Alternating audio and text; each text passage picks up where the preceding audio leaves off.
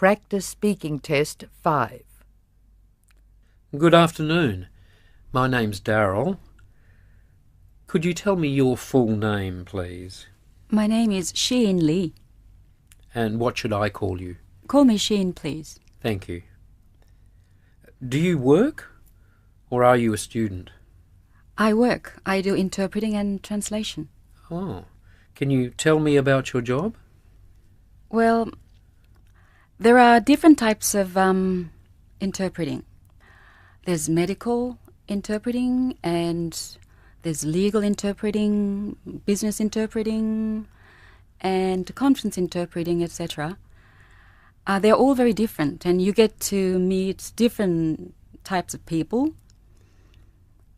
It's very rewarding because you're helping people who doesn't have much English, and you get paid for your job as well. So you get to learn a lot about current issues, and at the same time, you get a lot of headaches too, because you get to hear a lot of problems from your clients. So it's a very interesting job, and I'm enjoying it still after 17 years. And when is the busiest time in your job? I can't say that I'm at my busiest, at a certain time of the year. It's very hard to predict. So I really can't say around, summer's the busiest time of the year, or the winter's the busiest, or I really can't say that certain time of year is the busiest.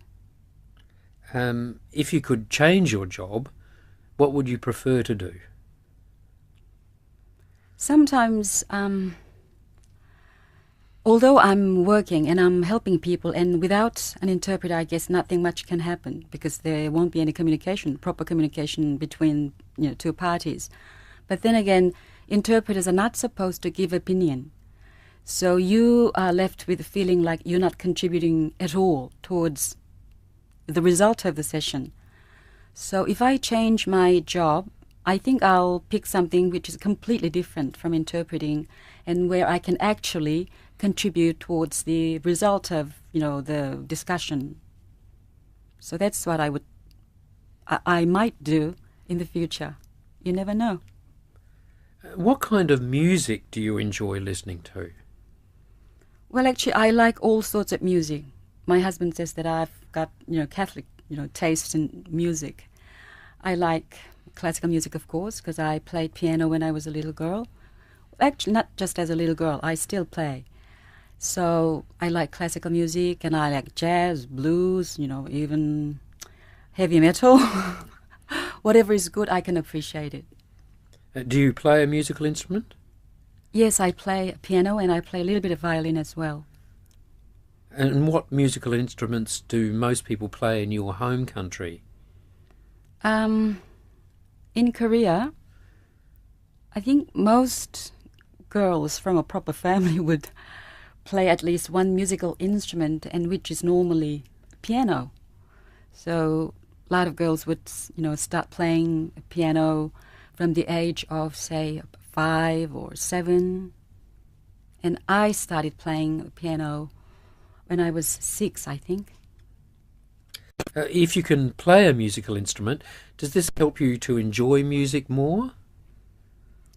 Yes and no.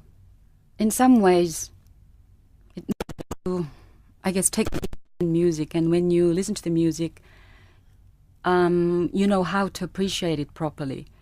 But then again, if you get to hear certain pieces of music on the radio which you played before, straight away you find yourself sort of analyzing the performer, so you really can't relax. So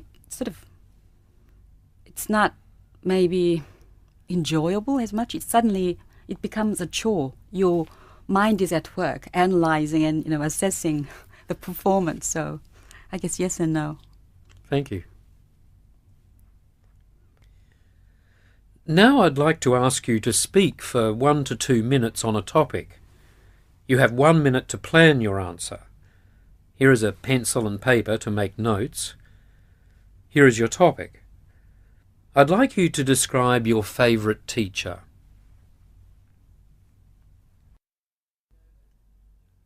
The candidate now has 1 minute to make notes and prepare an answer. Thank you. Can you start speaking now, please? You have 1 to 2 minutes. I will tell you when the time is up. My favorite teacher, his name is Kwansun Park. He was my English teacher when I was in high school in Korea. You know, in Korea, all the English teachers are basically Korean.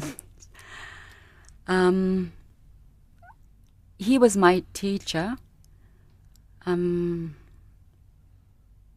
2 years, year 11 and year 12. You know, the girls of that age, they normally like teachers, you know, good-looking with the looks and with good sense of humor and all. But this teacher, specific teacher, was not physically attractive at all. He was rather not terribly good-looking. I'm sorry to be saying this, but I really adored this teacher because, I guess to start with, I loved studying languages, and he was teaching English, and I really loved learning English from him. And he was very passionate about his job, teaching, and he was actually enjoying it, and I could tell that he was enjoying it. He had good teaching skills. He encouraged and nearly coerced, you know, contribution from the students.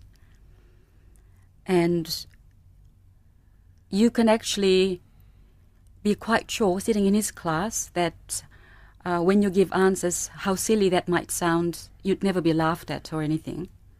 So you were feeling quite free to have a conversation or discussion with the teacher or other students in the class. And what was also quite special about him was that he had good sense of humor. Much so that you only remember his jokes when actually you have the test paper in front of you and you look at all the questions and you couldn't remember the answers, but his jokes only. Thank you. And did other students also like this teacher? Oh, yes. Yep. Most of the students just loved this teacher. He was very popular. So we've been talking about teaching. I'd like to ask you a few questions about teaching and education. What are the qualities of a good teacher? I should say a good teacher is the one who always is well prepared for the class. And I guess if the person has a good sense of humor, that will help because, you know, boring session, nobody would, you know, sit in a class, you know, hours after hours. And what differences in teaching styles have you experienced with different teachers? Some teachers can be very knowledgeable. I could tell the person had a lot of knowledge and experience and everything, but the person just didn't have the skills to convey all that to the students. So the rendering was really boring and everybody was just falling asleep. Whereas some teachers, they knew how to pass that down to the students somehow, and the session was completely enjoyable. Should teachers use discipline in the classroom? Coming from where I am, I think yes, teachers should discipline students. In Korea, students would respect the teachers. My mom's generation was more so, and my mom had to say one day she thought teachers don't eat, don't go to the toilet, they're demigods, and wouldn't even step on the shadow of the teacher because you respect the teacher so much. But I don't think that same kind of respect is here.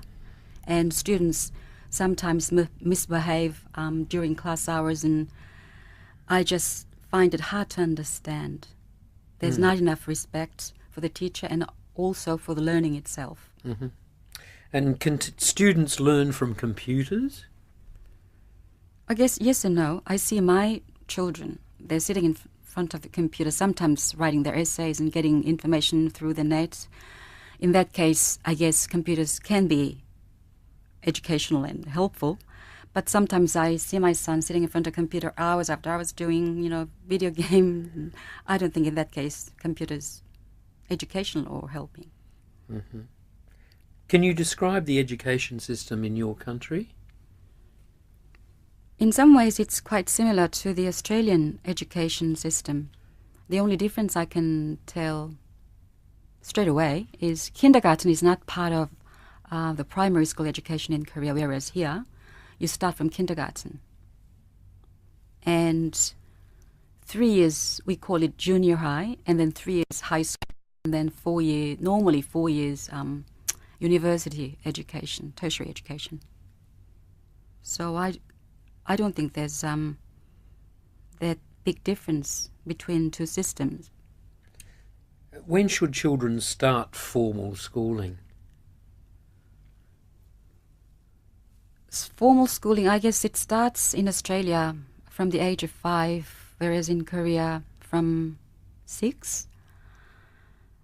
I don't know. Sometimes when I see little kindergarten students, looking a little bit tired, it makes me wonder whether they're a bit too young to start formal schooling at that age. But I really have no idea. Has education changed since your parents' day? In the last 25 years? I think it's changed a lot. Although I guess I can't say that I understand what education was like when my mom and dad, they were in school.